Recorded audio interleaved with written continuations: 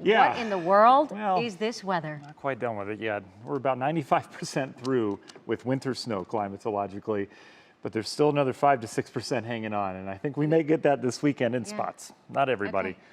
So buckle up. It's going to be cold for those that are not inside the snow belt, but for everyone else, we're going to be dealing with some lake effect snow if you're in the snow belt. In terms of yard work, it's that time of year to show this graphic.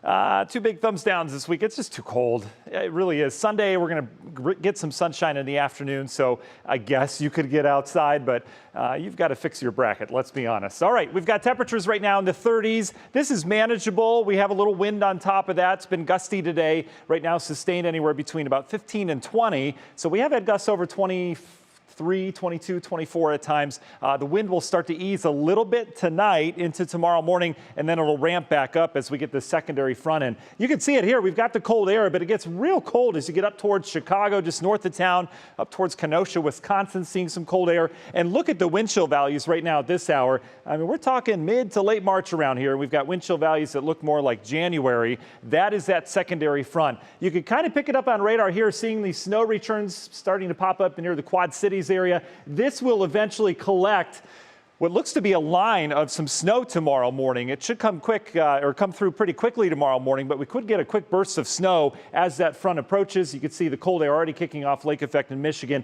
I don't expect our lake effect to develop until after that front moves by, which would be sometime in the morning. But you can see the Great Lakes lighting up downwind of the lakes as you bring this unseasonably cold air across the relatively warmer lake waters. They're not warm, but they're warmer than the air. And we've got our winter weather advisory. Goes into effect at 5 p.m. tomorrow. So travel not expected to be impacted until once we get beyond that afternoon and evening time frame is when it's really going to kick up. National Design Mart hour by hour forecast. I feel like the models have a good handle on this. Here is our front.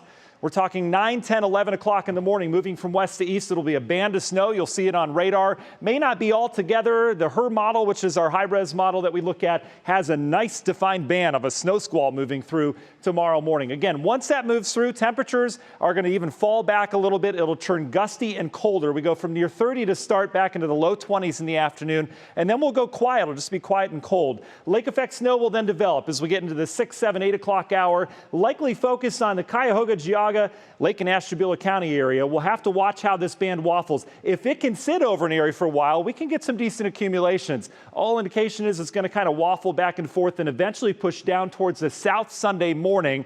This is going to be area of impact on Sunday morning, though. If you're heading out to church services, keep that in mind. We clear up in the afternoon like nothing happened. How much snow? Not a lot. Again, if this band can sit, can we get 3, 4, 5, 6 inches? We certainly could. Our model's saying a general 1, 3, maybe 4 out of this because the band will fluctuate. Once that heads out of here, we talk warmer conditions. We say goodbye to this trough heading down into the United States, and all the cold air kind of gets sucked up towards the North Pole, and we start to warm up next week.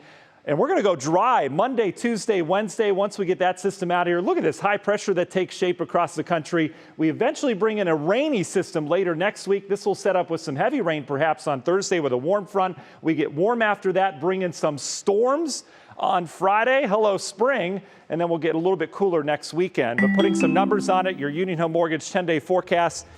Oh, I forgot to change spring. It's on Monday. Notice the temperatures, though. Those are accurate. Up to 62 on Friday, and then we're down only into the 40s with more mild air behind that.